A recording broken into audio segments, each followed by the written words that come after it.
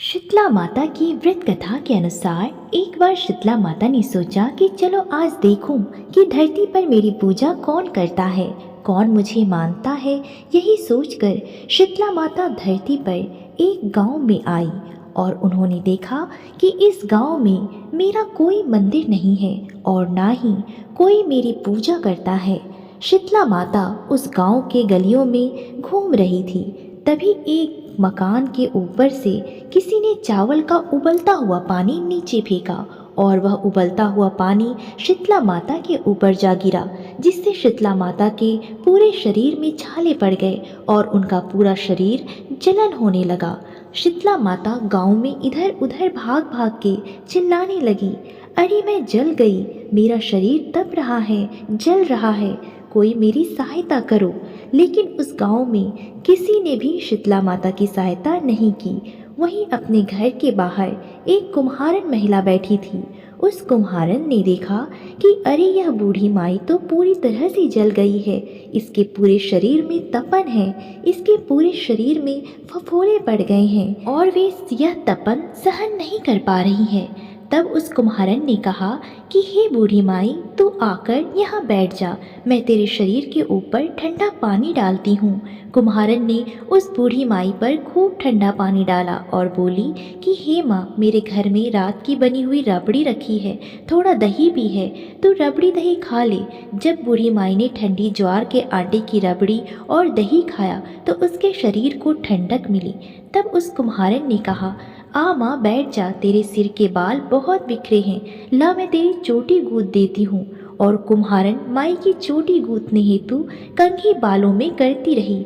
अचानक उस कुम्हारन की नज़र उस बूढ़ी माई के सिर के पीछे पड़ी तो उसने देखा कि एक आँख उसके बालों के अंदर छुपी हुई है। यह देखकर वह कुम्हारन डर गई और डर कर भागने लगी। तभी उस बूढ़ी माई ने कहा, रुक जा बेटी, तू डर मत, मैं कोई भूत प्रेत नहीं हूँ, मैं शीतला देवी हूँ। मैं तो इस धरती पर देखने आई थी कि मुझे कौन मानता है, कौन मेरी पूजा करता है।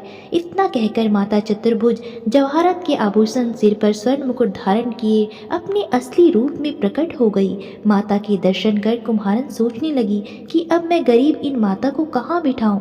तब माता बोली, हे बेटी, तुम किस सोच में पड़ गई। तब उस कुम्हारन ने हाथ जोड़कर आंखों में आंसू बहते हुए कहा, हे माँ, मेरे घर में तो चारों तरफ दरिद्रता बिखरी हुई है, मैं आपको कहाँ बिठाऊं। मेरे घर में ना तो चौकी है, ना बैठने का आसन ही है। तब शीतला माता प्रसन्न होकर उस कुम्हारन के घर पर खड़े हुए गधे पर बैठकर एक हाथ में झाड़ू, दूसरे हाथ में डलिया लेकर उस कुम्हारन के घर की दरिद्रता को झाड़कर डलिया में भरकर फेंक दिया और उस कुम्हारन से कहा, हे बेटी, मैं तेरी सच्ची भक्ति से प्रसन्न हूँ, अब तुझे जो भी चाहिए मुझसे वरदान मांग लो।